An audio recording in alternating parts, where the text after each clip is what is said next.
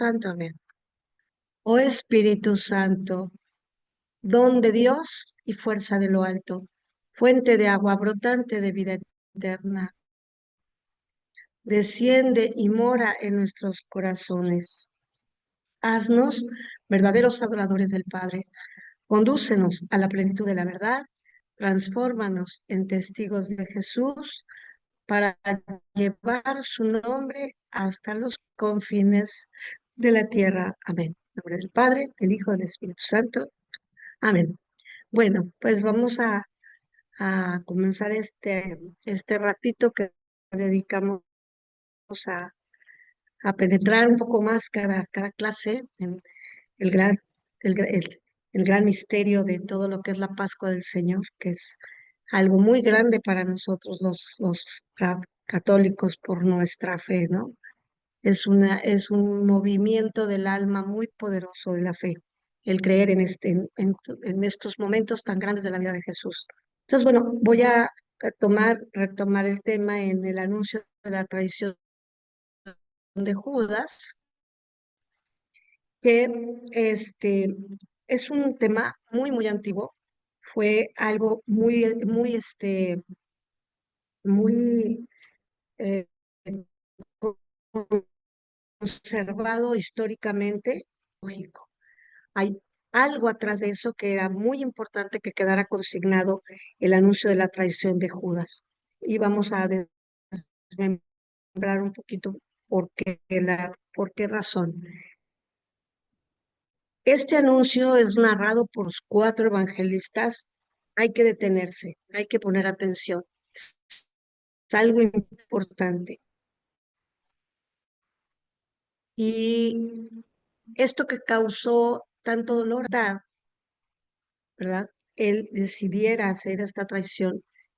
¿Qué- ¿Por qué es importante que lo narraran los 4 evangelistas? Bueno, en primer lugar, porque fue un momento de mucha inquietud para ellos cuando Jesús lo dice, y está narrado, cada evangelista lo narró de manera propia, digámoslo así.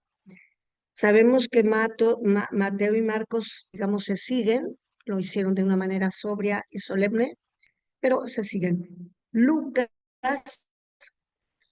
agregó unas palabras después de dar el anuncio, como queriendo distraer un poco la atención en aquel acto tan grave, ¿no? Y entonces Lucas da una serie de elogios, ¿no?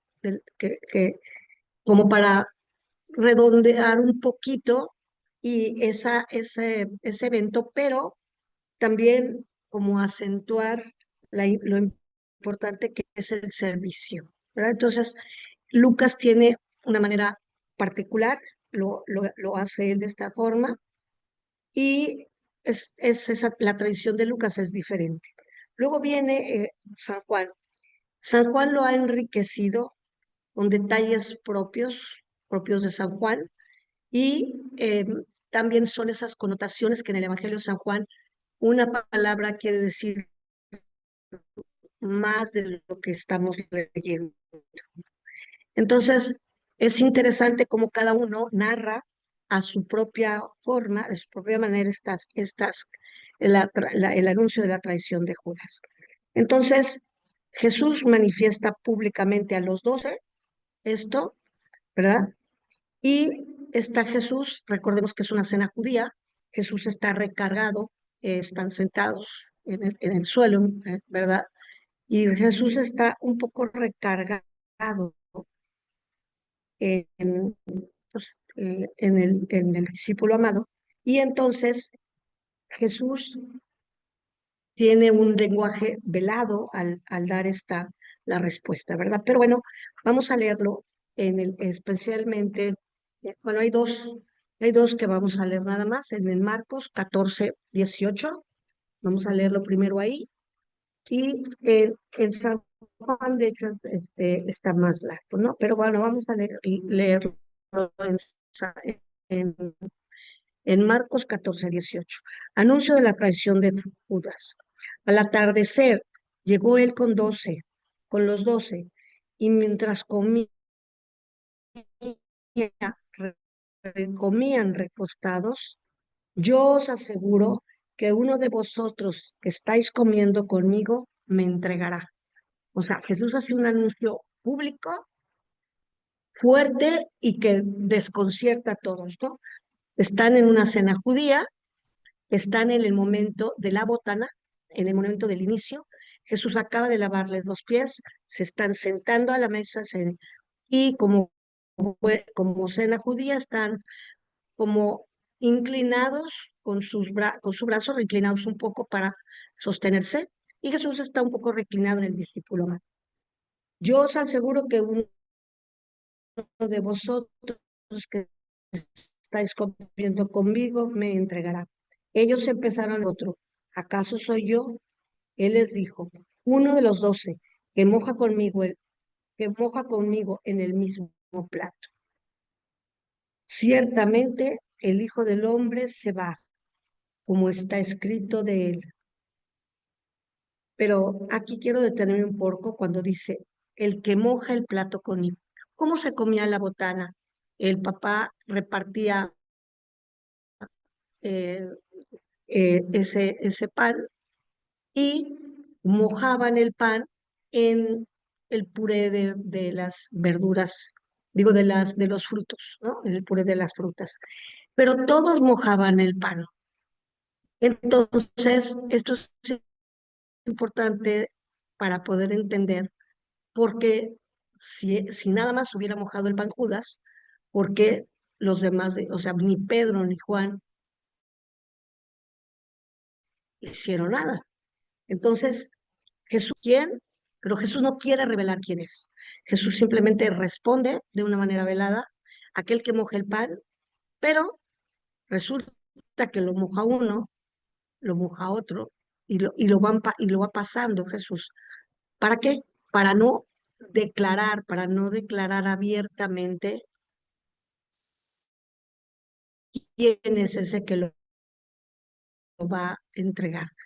El evangelista está poniendo palabras de Jesús inmediatas que en ese momento de la intriga y de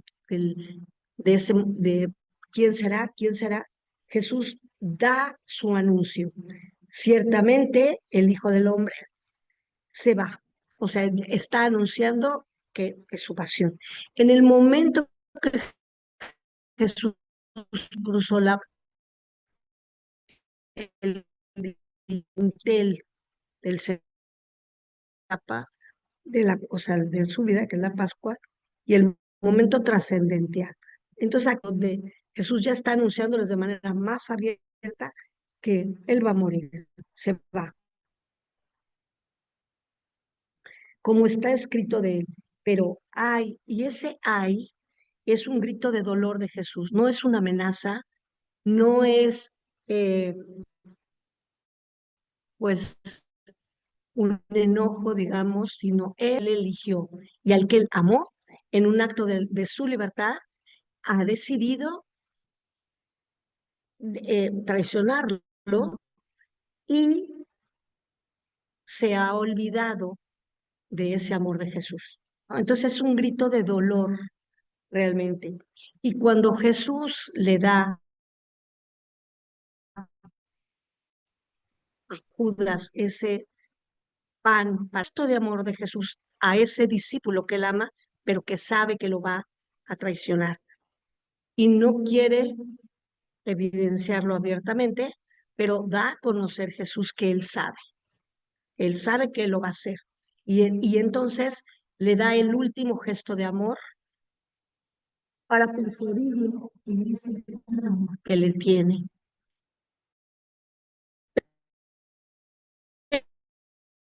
Pero una vez que Jesús Judas, entonces cuando le dice, si estás decidido a traicionarme en ese libre albedrío, que ese es el tesoro que Dios nos da a todos los hombres, ¿verdad? Nuestra libertad, entonces hazlo ya, ¿sí?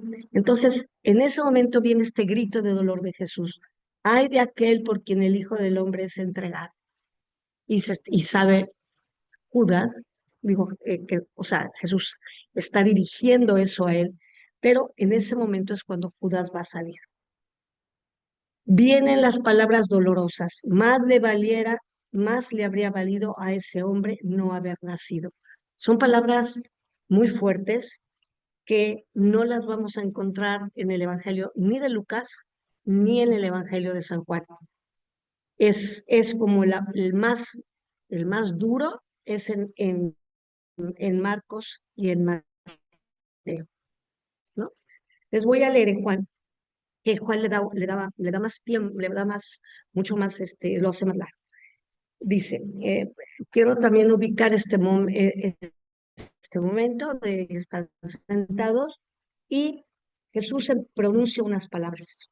Jesús se turbó en su interior, o sea, Jesús en ese momento que están ya empezando a compartir una cena pascual, la cena judía, inicialmente con la cena judía, que se convertirá en la cena pascual católica, pero que va a haber ese cambio, pero en ese momento que están empezando a compartir la cena pascual judía, Jesús siente un profundo dolor.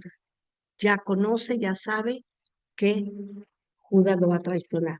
Y dice, Jesús se turbó en su corazón, en su interior, y declaró, en verdad os digo que uno de vosotros me entregará.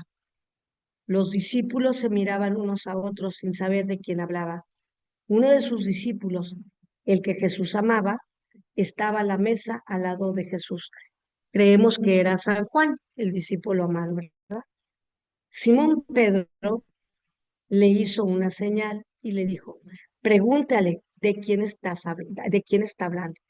Él, recostándose sobre el pecho de Jesús, esto es muy hermoso, ¿no?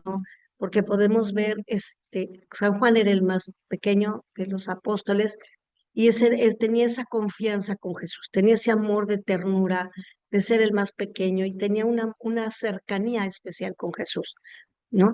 Y entonces, esta imagen es muy hermosa, el ver este discípulo que está recostado en el pecho de Jesús, con esa confianza, con ese amor, y le pregunta, Señor, ¿quién es?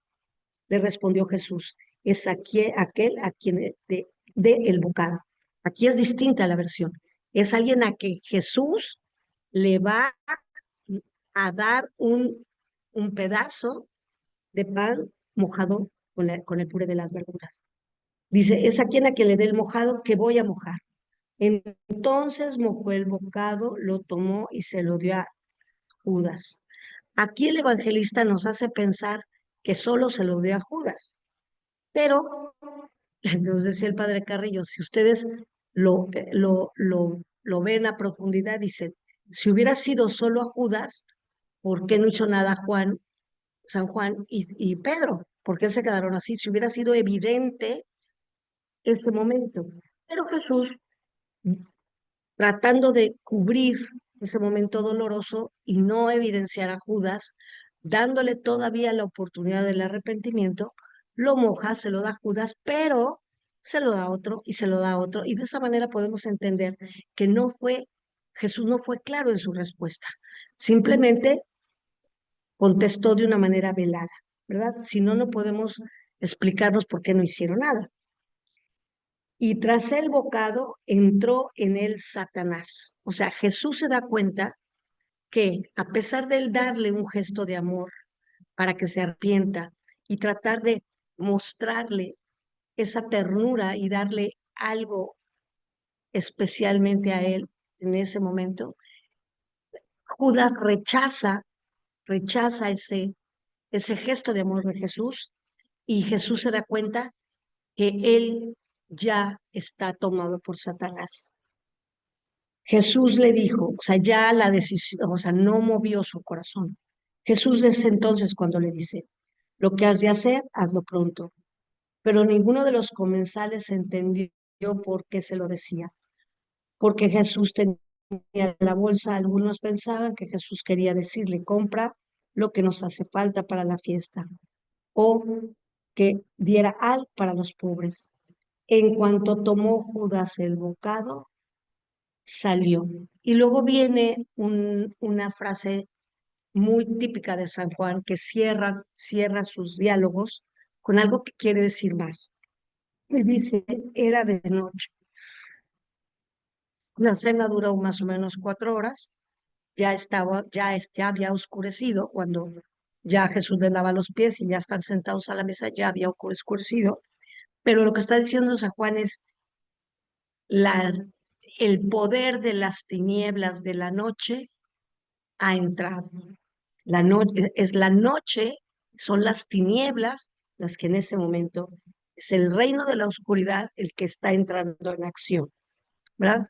Entonces, como podemos entender, en el Evangelio de San Juan es más rico, es más completo y además es mucho más, pues es una imagen mucho más hermosa porque ves el amor de Jesús, ves la ternura de Jesús a los discípulos que él eligió y que sabe que van a estar con él y el discípulo que lo ha traicionado, ¿verdad?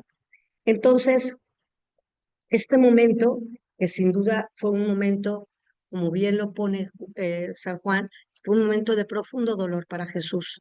Nosotros sabemos, ¿verdad?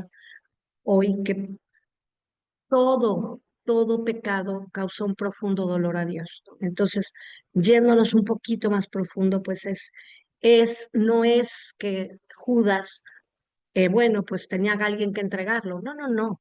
Es que Judas, en un alto totalmente con conocimiento humano y responsabilidad personal, toma la decisión de traicionar a Jesús. Y entonces Jesús grita este ay de dolor, ¿verdad?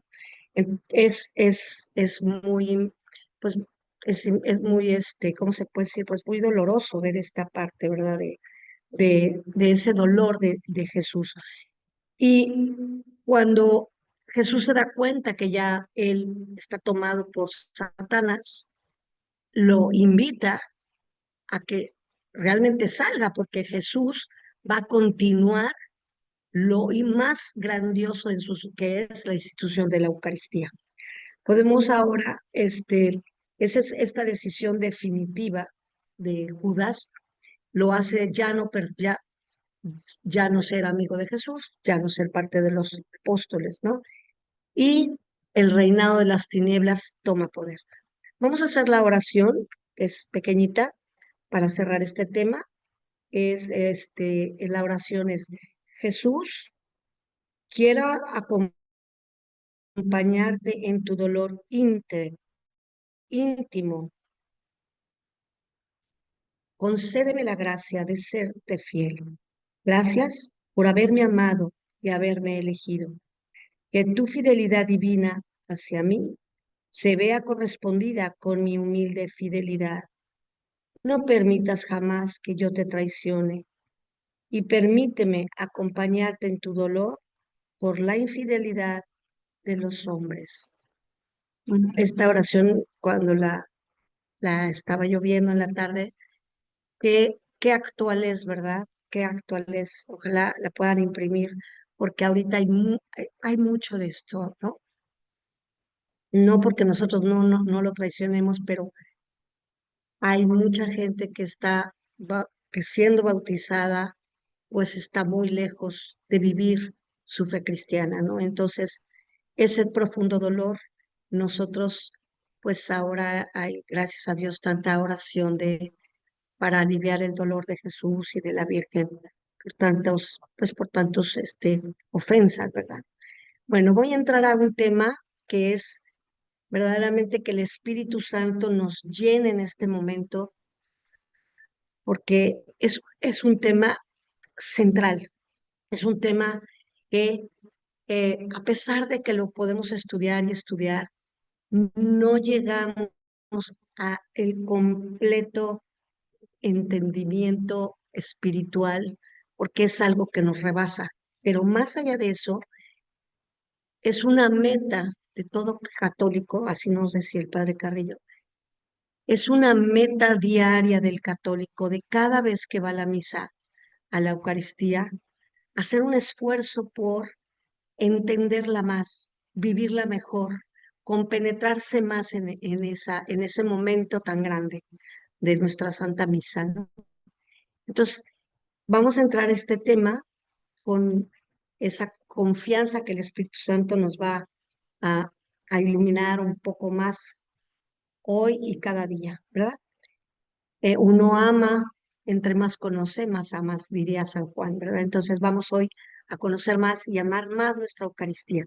Esa es un punto clave en este curso de Jesús de Nazaret. Es una clase clave, ¿no? Mire, los textos eucarísticos, curiosamente, no está narrado la institución de la Eucaristía por San Juan. ¿Por qué? Porque San Juan dedicó todo el capítulo sexto a la multiplicación de los panes. Y para San Juan, ahí ya está ese anuncio de la Eucaristía.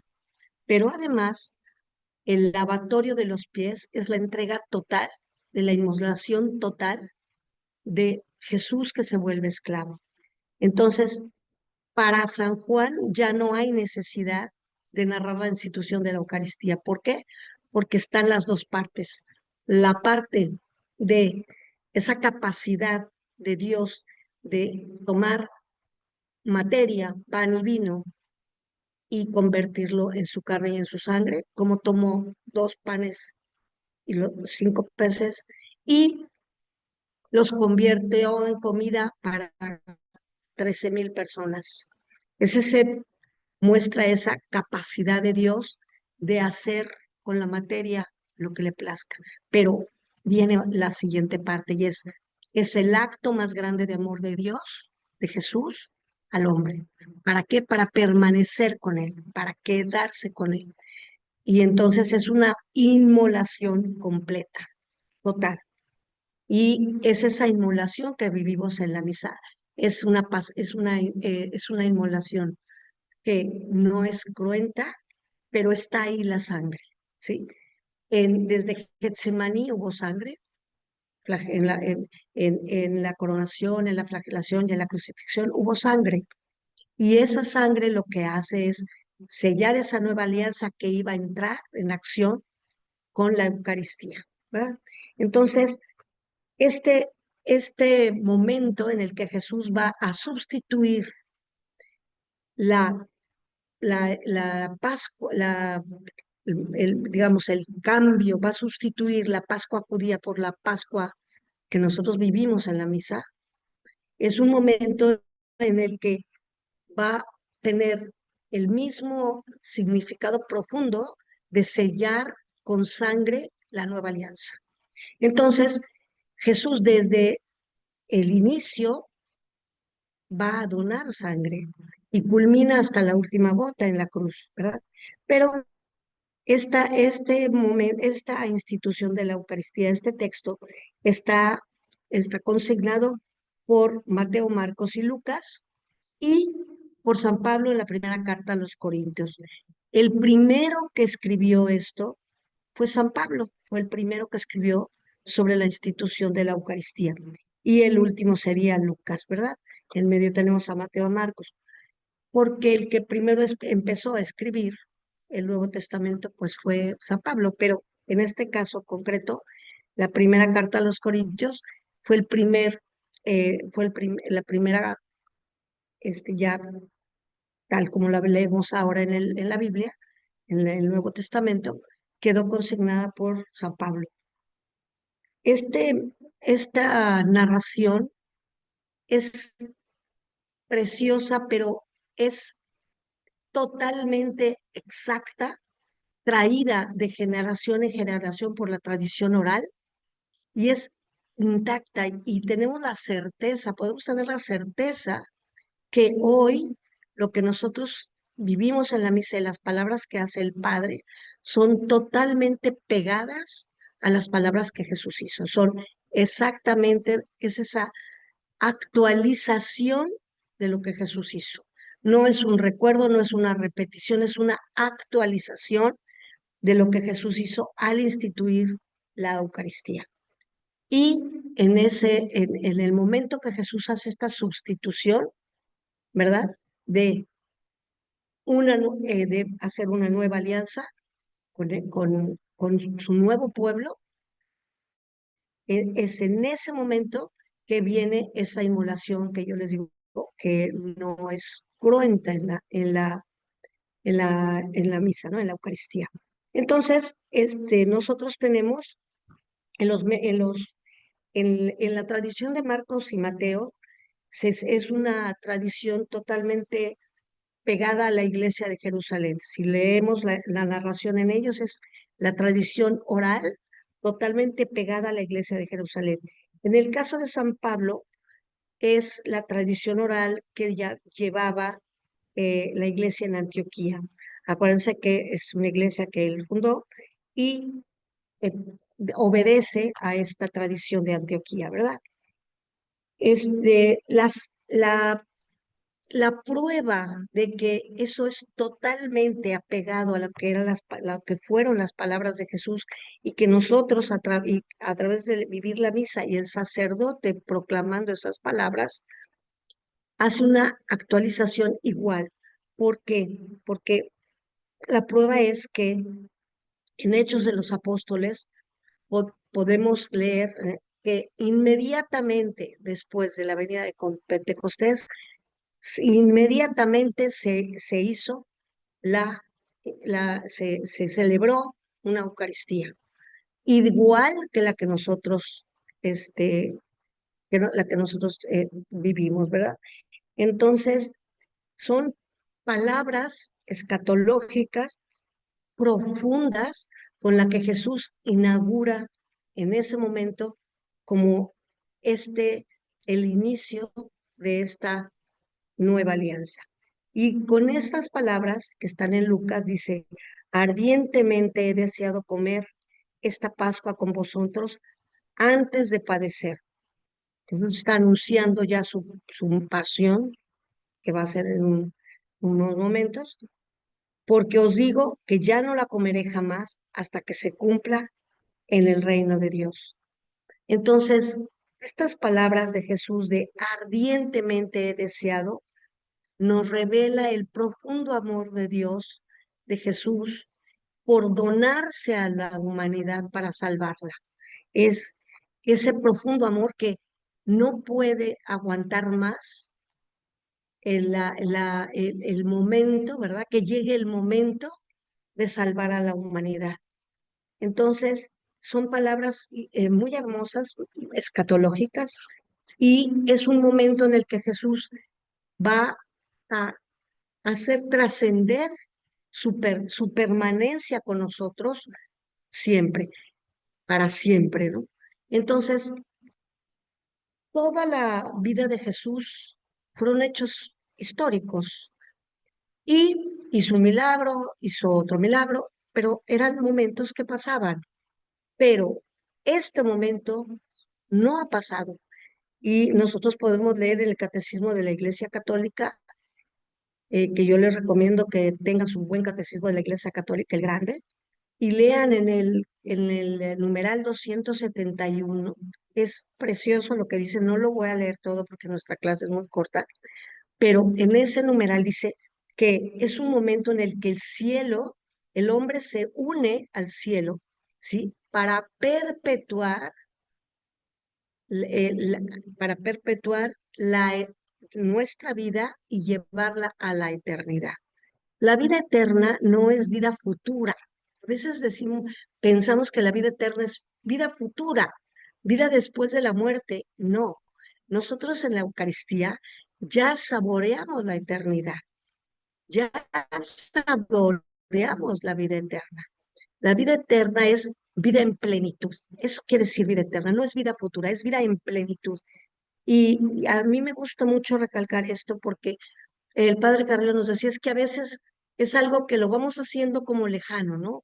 Voy a tener la vida eterna. No, a través de los sacramentos, y concretamente ahorita, hablando de este sacramento, a través del sacramento de la Eucaristía, ¿qué hago yo? Me uno, mi naturaleza humana se une a, a la divina, entra en mí y esa naturaleza divina porta en sí misma el cielo, es portadora del cielo y es portadora de gracias y es portadora de dones.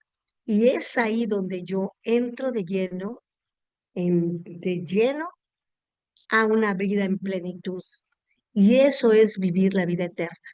Entonces, ojalá puedan leer ese numeral, es muy bonito, es largo, pero este, a veces no saboreamos nuestro catecismo. Tómenlo de repente y lean algo, o sea, ahí viene por temas, entonces es muy fácil cuando quieren un tema específico y vayan con eso también a ayudarse mucho para, pues, no solo para formarnos, sino para enamorarnos de todas las verdades tan hermosas que están ahí, ¿verdad?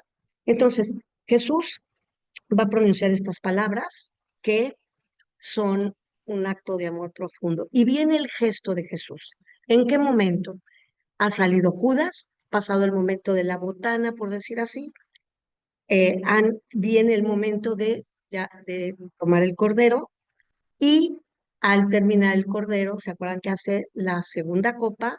Y al final la tercera copa, cuando les explicaba yo la cena judía, en la segunda copa es que Jesús va a bendecir el pan con una oración judía que nuestra iglesia, nuestra misa ha conservado esta bendición judía. eh, Digamos que la hemos preservado, ¿verdad? Y entonces el papa, el padre de familia, tomaba el pan en la segunda copa y pronunciaba estas palabras: Rey del universo, que nos has dado este pan, fruto de la tierra. En ese momento que esas palabras se decían, que era una oración judía. En ese momento es que Jesús va a romper el pan y lo va a repartir. ¿Y qué va a decir? ¿Qué va a decir? Tomad, comed, este es mi cuerpo. Eh, Aquí ya vemos una influencia griega, ¿verdad? Seguramente Jesús dijo mi carne, porque en la tradición judía el ser humano está formado de sangre y de carne. Seguramente Jesús dijo carne.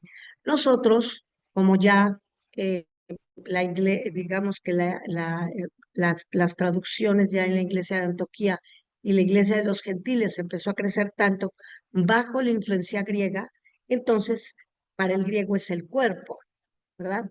Es el cuerpo y el alma.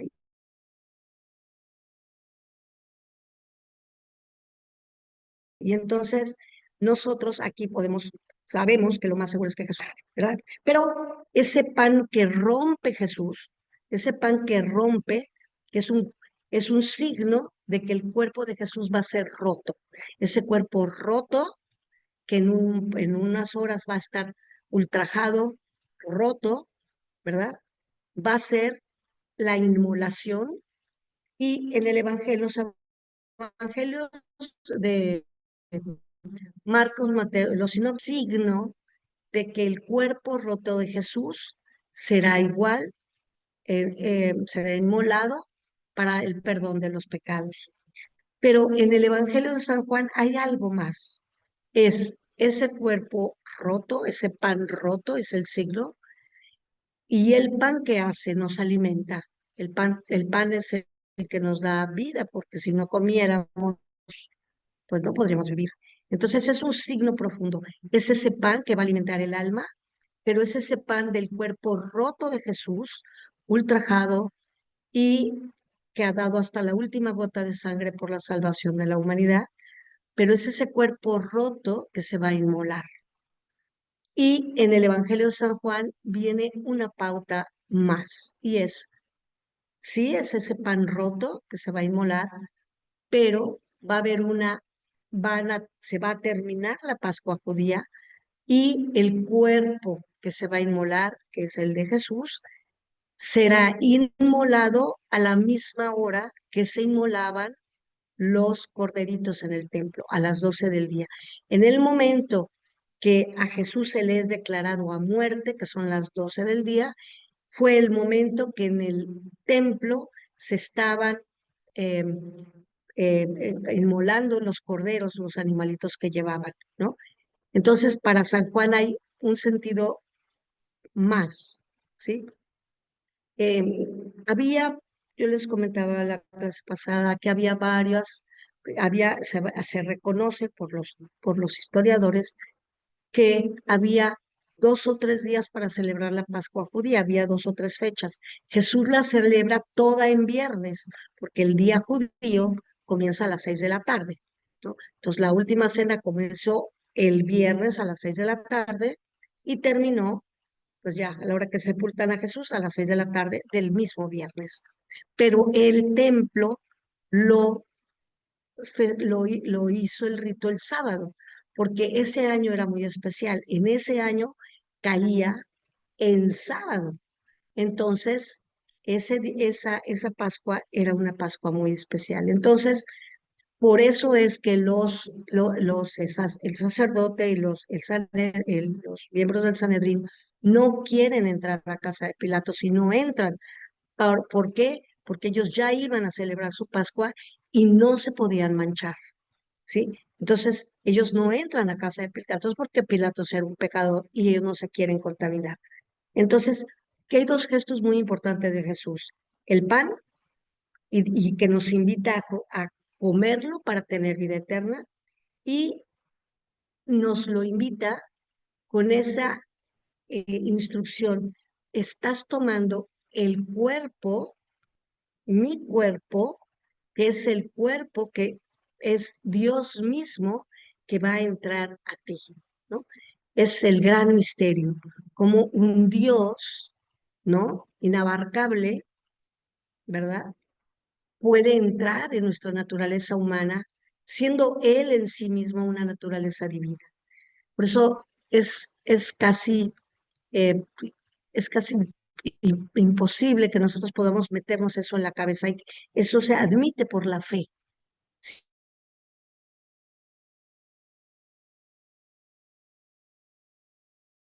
¿Sí? Que una naturaleza divina, un poco de vino, y al entrar en mí, porta toda la naturaleza divina, y yo, en mi naturaleza humana limitada, puedo contener la naturaleza divina ilimitada de Dios. Entonces ahí donde el cerebro ya se para, ¿verdad? Pero bueno, Jesús utiliza estos dos signos, ¿no? El de romper el pan y luego, en el segundo momento, en la tercera copa, era la sangre, ¿no? Entonces Jesús dice igual, él, eh, bendice la copa, da la misma oración que les decía, Rey del universo, que nos has dado este pan y fruto de la tierra del trabajo. Esa oración que se conserva hasta ahora, esa misma la hace con la tercera copa. Y es en la tercera copa donde hace digamos, que se sella con la sangre de Cristo, se sella la tercera, la nueva alianza. Es queda ya anulada la cena pascual judía y la antigua alianza. Ahora es una nueva cena pascual, que es nuestra misa, que es toda la inmolación no cruenta, y además es la entrega total de ese Dios que a través de su sangre va a sellar esa nueva alianza que adquiere con nosotros. Y luego vienen las palabras: hagan esto en memoria mía, hagan exactamente esto. Y nosotros tenemos el privilegio, ¿verdad?, de tener una tradición oral que vale muchísimo en nuestra iglesia, porque muchas cosas se conservaron por tradición oral, y esta es una de ellas, que perfectamente se conservó desde el más primitivo inicio de nuestra misa, ¿no? De la celebración de la Eucaristía. Entonces, esa vez nos da un regalo muy grande. Es una tradición antiquísima, pegadísima a Jesús, ¿verdad? Pero lo más grandioso es que a nosotros tener eso que se ha venido repitiendo siglos tras siglos tras siglos, ¿qué es lo que le da al hombre? Bueno, lo lleva al hombre a unirse a esa naturaleza divina y de alguna manera divinizar esa naturaleza humana. ¿Qué quiero decir con divinizar? Al portar la Eucaristía, esa naturaleza de Dios divina, nos da las fuerzas, nos da lo que necesitamos para poder en nuestra naturaleza humana poder perseverar en el amor de Dios, poder permanecer con Dios, poder caminar con Dios, ¿verdad? Entonces, las palabras de Jesús, que son muy profundas y que utiliza estos signos, son realmente para asegurar su permanencia con la humanidad, que Él va a salvar en unas horas más, pero Él quiere quedarse para siempre, ¿no? Entonces, nosotros tenemos esta tradición oral que nos hace valorar como nosotros cada vez que asistimos a misa, volvemos a sellar esa alianza, porque cuando decimos amén es hágase, que se haga, ¿no? Que se haga esto. Entonces, este es el cuerpo de Cristo. Y Él dice, tomad y bebed, este es mi cuerpo. Tomad y bebed, esta es mi sangre. Sangre de la nueva alianza y eterna, ¿no? Y en ese momento que nosotros compartimos toda esa consagración, vamos entrando en esa divinización de nuestra humanidad para poder hacernos uno con Él. No lo podemos razonar, pero lo sabemos, lo vivimos y sí que lo podemos disfrutar por la fe, ¿verdad? Por la fe. Entonces, yo, bueno, no, pensaba leerles un poquito sobre, bueno, la institución de la Eucaristía en la Biblia, pero creo que voy a puntualizarles porque no nos queda mucho tiempo. Eh, este análisis que el padre hizo, que es las implicaciones teológicas de de la Santa Eucaristía, que es una cantarata de enseñanza, ¿no?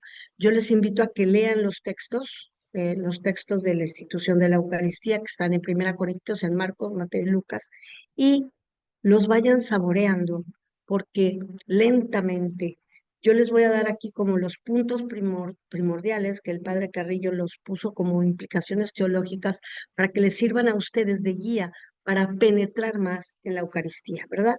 Primero, la Eucaristía es la presencia real de Dios ahí en la Eucaristía. Es real y verdaderamente hay una transubstanciación, o sea, ese pan y ese vino se convierten en el cuerpo y la sangre de Cristo. Y no es un símbolo, es una realidad, es una verdad, ¿no? Lo, eh, el, el, ah, la fe que nosotros abrazamos al entrar en esta realidad nos lleva automáticamente a aceptar, ¿verdad? Sí, a aceptar que en ese pan y ese vino, que ya no es más pan y vino, hay una transubstanciación, hay un cambio de la materia, hay un cambio. Dentro de esa materia hay un cambio esencial y ya no es,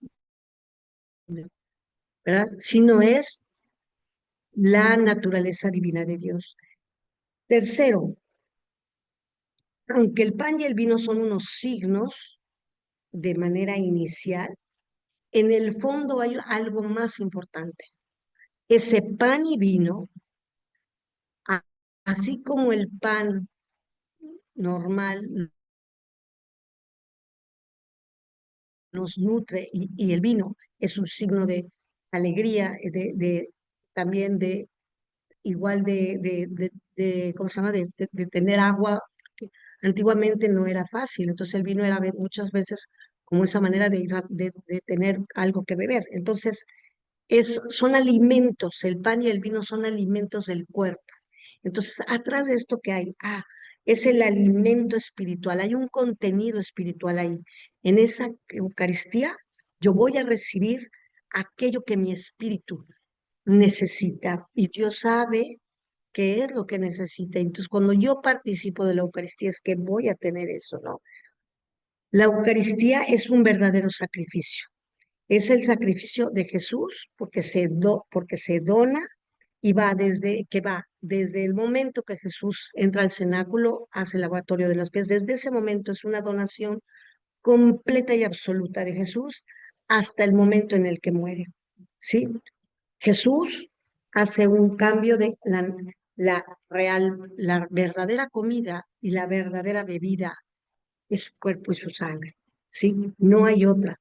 No hay nada que alimente el alma humana que el cuerpo y la sangre de Jesús. Nada.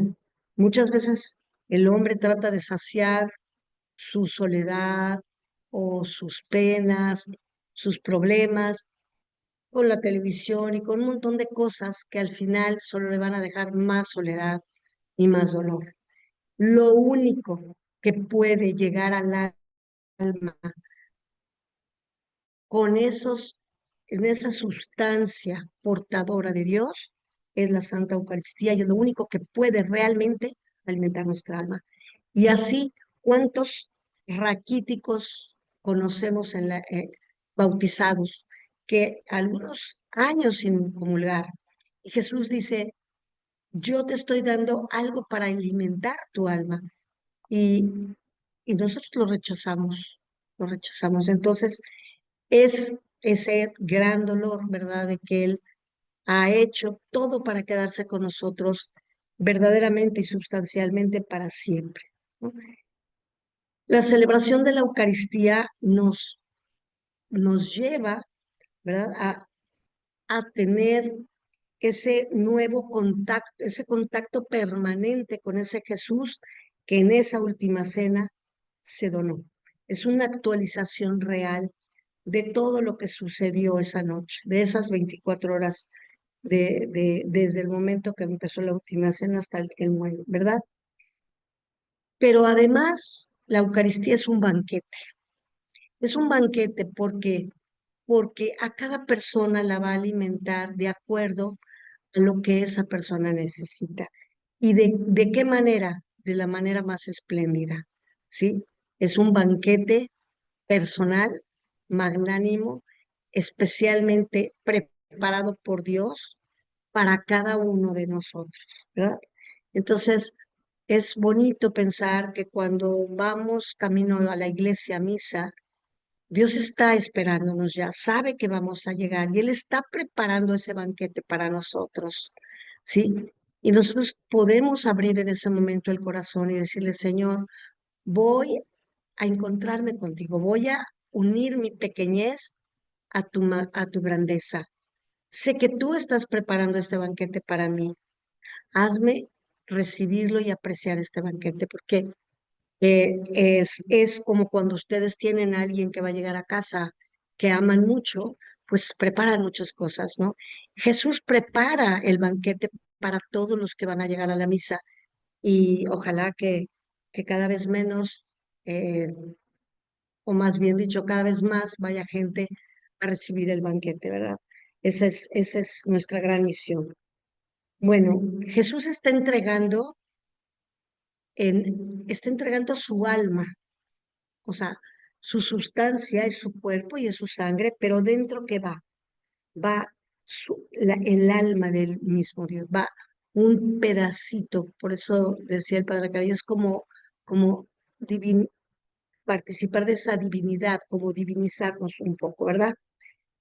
Entonces, es esta participación individual que tenemos eh, en esta relación de la Eucaristía, establecemos un vínculo personal, único, individual, con ese Dios para que se cumpla en la eternidad en plenitud, pero que empieza desde ahora.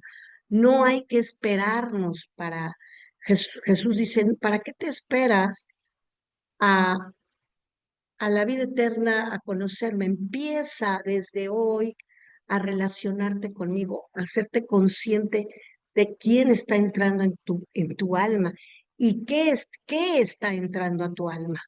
¿Qué es aquella sustancia? La sustancia misma de un Dios que en su infinito amor se dona, ¿verdad? Al tener nosotros esta comunicación con la carne y la sangre de Jesús, en ese momento Jesús entra en la misa, ¿verdad? Tenemos toda la parte de la pasión, pero culmina con la resurrección. ¿Y cuál es el júbilo de, al final de nuestra Eucaristía, la alegría de la resurrección. Él ya resucitó y es la promesa de que Él me resucitará, ¿verdad? Entonces, Jesús está actualmente resucitado y glorificado, ¿verdad?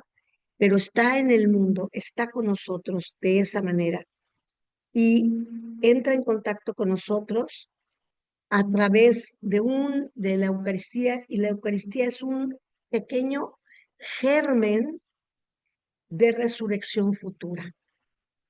Y ese gozo que, por ejemplo, no sé, Santo Tomás de Aquino, por ejemplo, tuvo un momento de gran éxtasis de gozo en una consagración y levitó. Cuando pasa eso, empieza a querer destruir la suma teológica, ¿no? Es tan grande lo que él sintió, percibió, tocó durante la Eucaristía, que ese contacto le dejó algo muy grande. Bueno, eso es lo que nosotros debemos buscar en la Eucaristía, que ese germen de vida divina que entra a nosotros, que ese es nuestro germen para la resurrección y para la vida eterna futura, pero también empezándola a vivir desde ahora.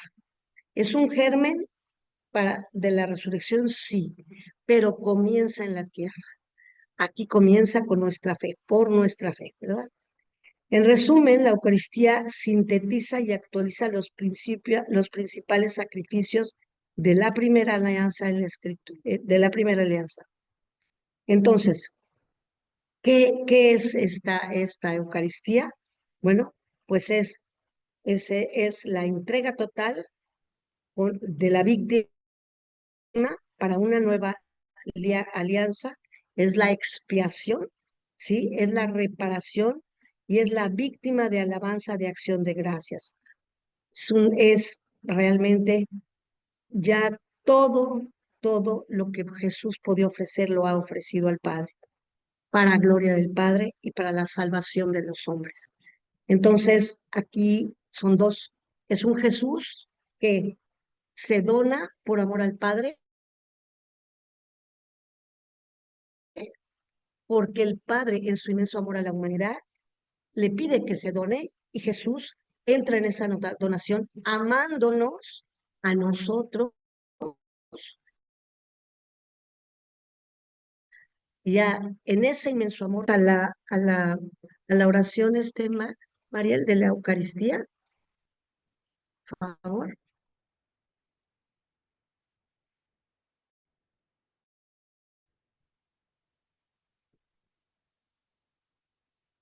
Gracias. Jesús Eucaristía.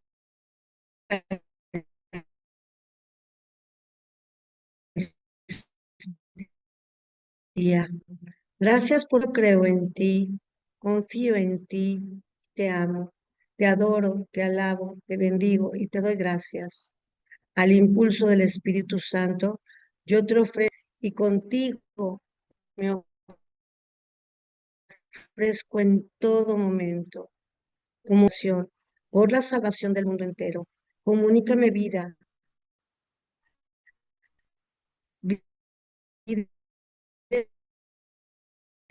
eterna, vida divina.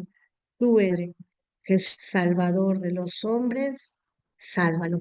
Bueno, es una oración hermosa que termina con la frase de Conchita, ¿verdad? El Padre Carrillo era misionero del Espíritu Santo y muy amoroso. Voy a tratar de aprovechar estos minutitos para completar el tema, la predicción de las negaciones de Pedro. Volvemos a un texto profundamente importante que que está narrado por los cuatro evangelios, por los cuatro evangelios, ¿verdad? Y este momento de las negaciones de Pedro, igual que está marcado, ¿verdad? Por distintos dis- di- distintas pinceladas de cada uno de los evangelistas, ¿verdad? Pero hay un elemento común y fundamental que presentan los cuatro evangelios. Jesús anuncia a sus discípulos algo que va a suceder y es algo doloroso y fuerte. Y Pedro contesta de manera impetuosa y asegura que él siempre le será fiel. Pero después leemos, bueno, perdón, que él siempre le será fiel. Y es Jesús cuando le dice, antes de que caiga el gallo, tú me vas a negar.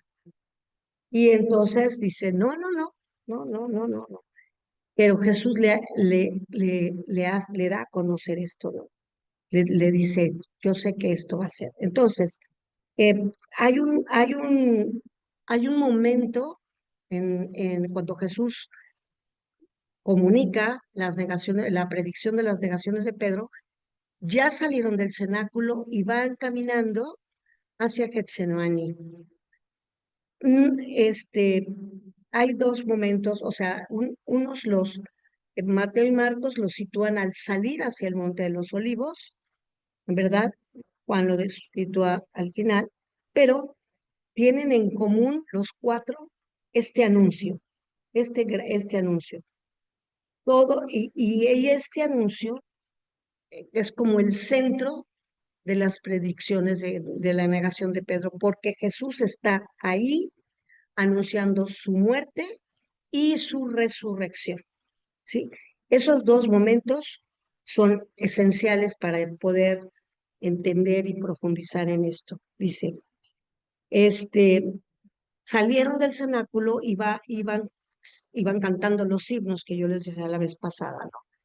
Y en ese momento, dice Jesús, todos vosotros os vais a escandalizar de mí esta noche.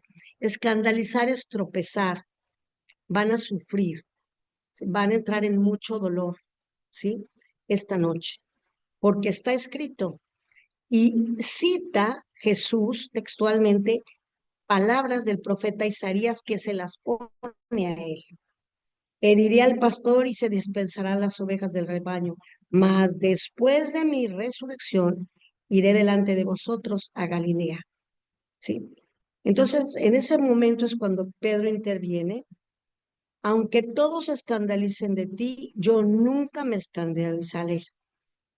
Jesús le dijo, yo te aseguro, esta misma noche, antes de que cayente el gallo, me habrás negado 3 veces. Dícele Pedro, aunque tenga que morir contigo, yo no te negaré. Y lo mismo dijeron también los demás. Esta parte como que nunca la recordamos. Y lo mismo dijeron los demás. O sea que Jesús predijo que todos lo iban a dejar y que lo iban a negar. Claro, Pedro es la cabeza, es el que va a tomar su lugar, ¿no? Va a ser el que va a dirigir a los apóstoles. Y él habla en nombre de todos. Y Jesús le contesta a él, pero realmente todos le dijeron lo mismo, ¿sí? Esto es importante porque en la primacía de Pedro, instituida por Jesús, es el gran tesoro de nuestra iglesia, es un gran tesoro, por lo que conservamos la unidad. Ahora tenemos en nuestro Papa Nuevo, maravilloso, que sigue teniendo la primacía de Pedro, ¿no? Entonces, hay unas palabras de Jesús, hay dos frases muy importantes en este texto. En el versículo 31 dice, Simón, Simón, he aquí que Satanás os ha reclamado para sí, para zarandearos como el trigo. O sea, hay una intervención de Satanás para probar a Pedro, ¿no? Y todos pasarán por esa prueba. Así como todos dijeron que no le iban a dejar, también todos pasarán por la misma prueba, ¿no? Entonces, pero este momento quiere decir que Jesús sabe que en muy pocas horas Satanás entra en acción y todos los apóstoles van a sufrir. Viene la segunda parte del texto en el versículo 32. Pero yo he rogado por ti para que tu fe no desfallezca. Y tú, una vez que hayas vuelto, confirma a tus hermanos en la fe. Jesús oró por él. para que no desfallezca su fe. Entonces, Pedro pudo haber tenido una falta de amor a Jesús, una falta de solidaridad, pero no de fe. ¿Por qué? Porque esa fe la sostuvo Jesús. Y como Jesús ora por la fe de Simón, Simón sostiene su fe tanto que podrá alzar la voz en Hechos de los Apóstoles 2 y dirá, en el día de Pentecostés alzará la voz y dirá quién es Jesús, que lo han matado, y empieza a tomar su lugar desde ese momento como de su momento de autoridad, en ser el que hable en nombre de todos, pero para congregar, para llevar, para liderar la iglesia de Cristo y así cumplir esa primacía de Pedro en la iglesia. Entonces es muy hermoso, ¿no? Porque Jesús ha orado por algo, no para que no lo niegue o no para que no caiga, porque sabe que vamos a caer todos, pero para que aunque caigamos, nuestra fe no desfallezca. Entonces, Jesús siempre ora por nuestra fe, así como oró por la de Pedro, ora por todos nosotros. Y así como Pedro cayó, caímos todos nosotros. Pero si nos unimos a las oraciones de Jesús, al Padre, por nuestra fe no va a desfallecer. Entonces, siempre que oremos, hay que pedirle a Jesús que ore por nuestra fe. ¿De acuerdo? Bueno, voy aquí a nada más a terminar con una frase. Este primado de Pedro no es un primado solo de poder, es un primado de acción, es un primado también de trabajo, de lucha, ¿verdad? Y sobre todo y especialmente es el donarse como se donó Cristo de esa misma manera y ser solidario en la fe de Cristo para donarse al pueblo de Cristo, ¿verdad? Al pueblo de Dios. Bueno, vamos a terminar con la oración. En nombre del Padre, del Hijo, del Espíritu Santo. Amén. Oh Jesús, mira mi debilidad, ten compasión de mí, confirma mi fe y concédeme la gracia de la fe, de la fortaleza y sobre todo de un gran amor, para nunca jamás negarte. Quiero ser tu compañero siempre, en tus alegrías, en tus penas. Acéptame, Señor, en tu compañía. Amén. Bueno, pues voy a despedirme de ustedes.